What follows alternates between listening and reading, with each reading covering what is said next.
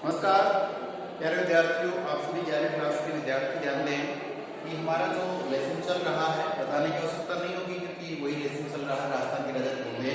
इसमें हम बात कर रहे हैं कुआं और कुएं जो किस प्रकार से बनाए जाते हैं, किस प्रकार से उनसे पानी निकाला जाता है और किस प्रकार से उनमें पानी बचा रह सकता है, किस प्रकार से उस पानी की हम सुरक्षा रख सकते हैं ताकि पानी स्वच्छ साफ सुथरा रहे, काफी दिनों तक रहे और हम पी सकते हैं। तैयार करके आपको लगता है कि पाठ बहुत लंबा है, लेकिन आप ये समझिए इस पाठ में से क्वेश्चन भी अधिक आ सकते हैं और काफी मजेदार और काफी जिज्ञासा और अधिक से अधिक प्रश्नों वाला पाठ है।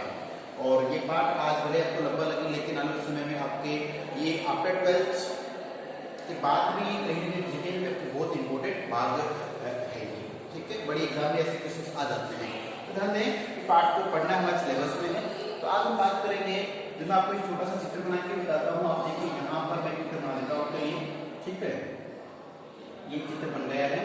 चलिए, तो इस तरह से बना दिया मैंने और यहाँ पे भी ऐसा ही मैंने इसे ये बनाया एक इस तरह से और इस तरह से।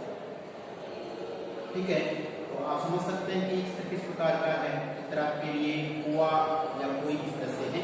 ठीक है, तो अब बात करते हैं कि यहाँ पर देखिए, ठीक है, और इनके बीच में एक पहिया बना दिया गया है इस तरह से करके, और उसके बाद में आप देख रहे हैं यहाँ पर एक बाल्टी नुमा चीज बना दी गई है और ये है आपके लिए रस्सी जो है। देख रहे हैं आप प्यारे विद्यार्थियों, आप देखिए कि ये एक छोटा सा मैंने नॉर्मल से कुएं का चित्र मान लीजिए। इस कुएं पर जो क्या होता है कि यहाँ तक ये लोग क्या करते हैं, इसको बना हुआ तो ये यहीं तक है, लेकिन यहाँ तक पट्टियों से ढक दिया जाता है। या फिर कुछ लोग क्या करते हैं, यहाँ पर एक लकड़ी का कोई स्टैंड वगैरह लगा दिया जाता है। तो हम देखेंगे इसके बाद में क्या होता है कि देखिए, मैंने देखा कि इसमें ये कुआं है तो या तो यहाँ पे ये क्या करते हैं, लकड़ी लगा देते हैं। उस लकड़ी के ऊपर ये दो एंगल दिख रहे हैं आपको, मैंने ये दो एंगल बनाए हैं।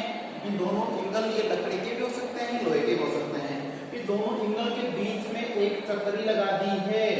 आपने कभी देखिए प्यारे विद्यार्थी, समझदार है, 11वीं क्लास के विद्यार्थी है, आपने महाभारत में देखा होगा या पहले के जो युद्ध होते थे उसमें एक चक्र देखा होगा, लकड़ी का कोई चक्र है।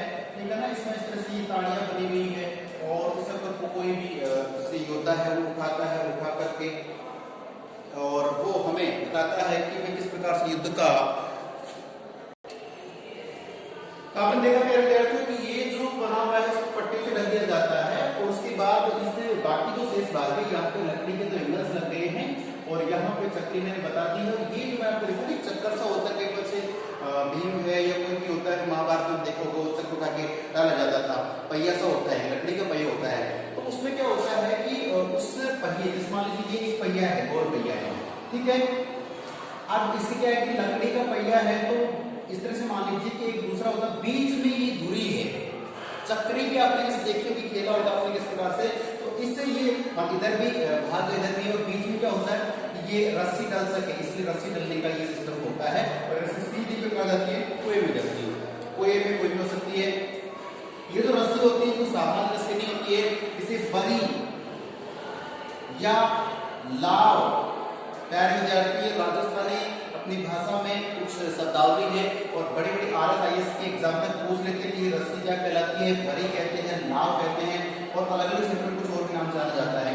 ये मोटी रस्सी होती है, इसके माध्यम से बड़ी बड़ी मोटर पनडुब्बी जो होती है उसको भी कुएं तक पहुंचा जाता है।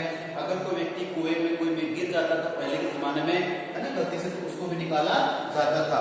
आप देख रहे हैं तो ये जो नाव या रस्सी बड़ी है, इसको बहुत भारी बड़ी होती है। ये पहले के जमाने की बात अलग है, बाकी आज तो अगर इसको उठाना पड़े ना तो इतनी बड़ी होती है यहाँ से, लेकिन कम से कम ये ज्यादा नहीं तो 2 किलोमीटर तक की रस्सी होती है, 2 किलोमीटर आप पहुंच सकते हो, है ना, और बहुत इतनी मोटी होती है।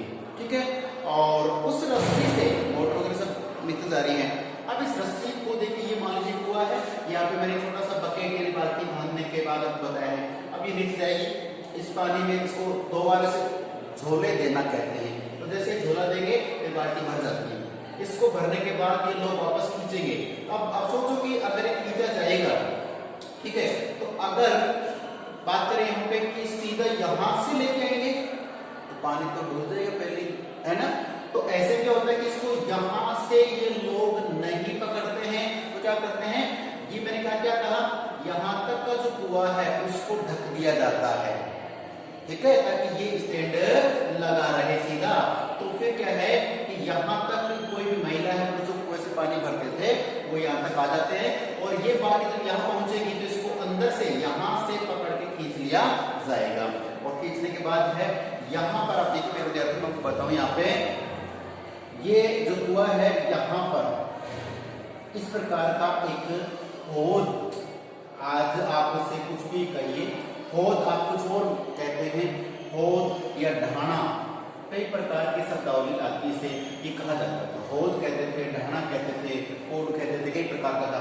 तो ये पानी ये लोग यहाँ डाल लेते थे भर भर कर, एक आदमी डाले जा रहा है, बाकी अब जैसे मान लो इसी पानी को अगर खेत तक पहुंचाना है तो इसमें से एक छेद निकाल दिया, पाइप डाल दिया और वो खेत में पानी जा रहा है। या फिर ये लोग क्या करते हैं, छेद होता जरूर है इसमें, क्योंकि साफ कर रहा हो थोड़ी करेंगे, तो पूरा ढाना है या होद है ये पानी से भरा हुआ है, तो यहाँ पे फिर इसको साफ करना होता था। तो ये लोग क्या करते हैं, इससे छेद में जो भी कपड़ा वगैरह लगाते थे उसको निकाल दिया और पानी से निकलते साफ कर देंगे इसको, ऐसे किया जाता था। और इसके बाद देखिए ये थोड़ा इसी नुमा होता है, कितना होता है, यहाँ पे पानी इस तरह से आएगा सीधा, ठीक है, ये पट्टे लगा देते हैं, पानी इस तरह से गिरता रहेगा। तो ये पहले की प्रक्रियाएं थी। अब बात करें कि हमें पढ़ना क्या क्या है, वो देखिए कि बात करते कई गहरी बनी, जो कई गहरी क्या कोई जो होती कोई गहरी बनी, तो पानी खींचने की सुविधा के लिए उसके ऊपर घिरनी, मैंने क्या बताया आपको, घिरनी। तो प्यारे ये जो मैंने आपको कहा है चक्री जो है इसे घिरनी कहते हैं, चक्री कहते हैं।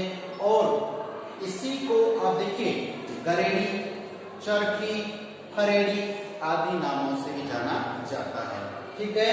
अब ऐसे में ये जो फरेड़ी होती है ये लोहे की दो भुजाओं पर भी लगती है। तो मैंने बोला ना कि ये क्या है, दो लोहे की भुजाएं हैं, बीच में क्या कर देंगे, एक जिससे टायर के लिए डालते हैं ना, कीला से डालते हैं, उस प्रकार से डल जाता है, उसके ऊपर से पानी खींचने का प्रयास किया जाता है। अब देखो पैर जाते हैं, छोटी सी बात और हम समझ लें कि उस जमाने में माना कि पीने का पानी तो वो 2, 5, 10 बाल्टी ऐसे खींच लेंगे, लेकिन अगर उस समय सिंचाई करनी है तो पहली बात तो कि बरसात कम ज्यादा होती थी पहले, तो सिंचाई की आवश्यकता नहीं पड़ती, उसी से काम हो जाता। फिर मान लो कभी पानी की जरूरत पड़े तो क्या करते थे, जैसे 20-30 बाल्टी निकाल से क्या करेंगे कि ये जो फरेड़ी वगैरह या चरखी वगैरह है इसके ज्यादातर क्या करते थे, कुछ ऐसा सिस्टम होता था कि जो मैंने आपको यहाँ बताया, दिखा रहा हूं आपको मैं, इसमें क्या है कि जैसे मान लीजिए इस तरह की क्या है कि डोलियां लगी होती थी, ठीक है, और ये डोलियां इस अंदाज से बनाई जाती थी लोहार के माध्यम से, लोहे की, कि इनमें पानी जैसे भरेगा और वो पानी सीधा यहाँ पे गिरता रहेगा। खींचेगा कौन इसे खींचने के लिए बैलों का प्रयोग किया जाता था, ऊंटों का प्रयोग किया जाता था, क्योंकि रस्सी ये लाल होती ही रहेगी और ये लोग ऐसे दूर तक ऐसे यहाँ तक एक लंबा होता था, यहाँ तक से बैल यहाँ पर लगे हुए हैं। अब एक व्यक्ति यहाँ खड़ा है, वो इस रस्सी को थोड़ा छोड़ेगा, ये रस्सी यहाँ जाएगी, बार बार वो करता रहेगा और खींचने का काम करेंगे, बैल करेंगे, ऊंट करेंगे। ये था करते पहले कुएं से पानी निकालने का तरीका। अब प्रश्न हमारा सकता है कि फरेड़ी, गरेड़ी, चरखी ये सब क्या होती हैं, तो मैंने आपको प्रैक्टिकली चीजें दिखा दी, बता दी है। मुझे लगता है कि आप काफी समझदार भी हैं, तो आप समझ जाएंगे पहले के जमाने में कुएं या कुएं से पानी निकालने का तरीका क्या था, ठीक है। अब हम इसके बाद में एक छोटा सा वीडियो और बनाएंगे, पाठ समाप्ति की ओर ही है हमारा